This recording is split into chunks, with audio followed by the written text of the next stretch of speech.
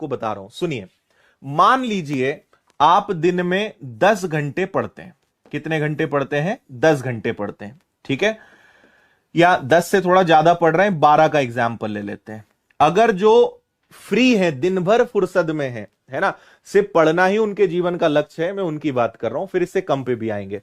आप 12 घंटे दिन में पढ़ रहे हैं, 12 घंटे में से मान लीजिए कि आप लगभग 5 से 6 घंटे के तो वीडियो लेक्चर अटेंड करते हो, आप क्लास अटेंड करते हो, चाहे ऑनलाइन पढ़ रहे हो, ऑफलाइन पढ़ रहे हो, जैसे भी पढ़ रहे हो, है ना। अब आपके पास जो 6 घंटे बचे ना, देखो, आपने अगर 6 क्लासेस अटेंड करी तो आपने 6 विषय पढ़े, कोई बुरी बात नहीं है, क्योंकि हमें इस विषयों को रोकना नहीं है, तो चलेगा, इसमें कोई दिक्कत नहीं है।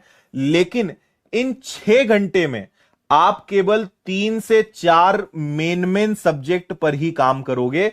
मैं आपको यह समझाना चाह रहा हूं कि आप क्लासेस अटेंड करो, उसको बंद मत करो, लेकिन जब बात आती है सेल्फ स्टडी की, जब बात आती है खुद की पढ़ाई की, तो उसमें गिने चुने विषयों पे काम करो और उनको जल्दी से खत्म करने का लक्ष्य बनाओ।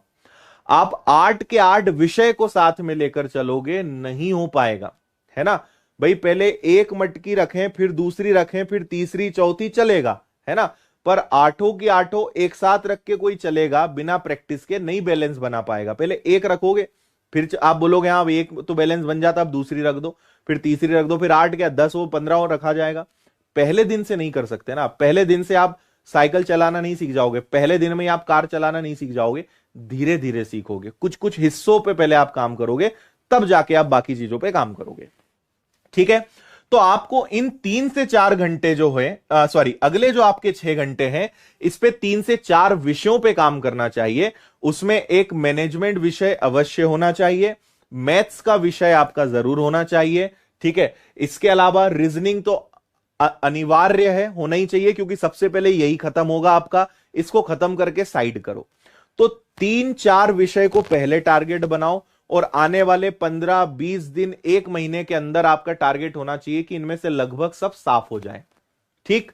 फिर इनमें से कोई हटा, अगला नई लिस्ट में जुड़ेगा, फिर उस पे काम करेंगे। कुछ समझ में आ रहा है मैं आपको क्या समझाना चाह रहा हूं, है ना। सारे विषयों पे एक साथ काम नहीं हो पाएगा, इस तरह कोई भी विषय कंप्लीट नहीं हो पाएगा। विषयों की संख्या कम करो और उनको खत्म करने पर काम करो। खत्म करो, साइड करो, अगला जोड़ो, तो विषय कंप्लीट होंगे। सब पे एक साथ काम करोगे, कुछ भी खत्म नहीं होगा, आप टेंशन में ही रहोगे। समझे बात को। तो प्रैक्टिस के टाइम में, रिवीजन के टाइम में, सेल्फ स्टडी के टाइम में चुनिंदा विषयों पे काम करें। अब ये चॉइस डिपेंड करती है कुछ लोगों पे, किसी की इंग्लिश हो सकता है अच्छी हो, किसी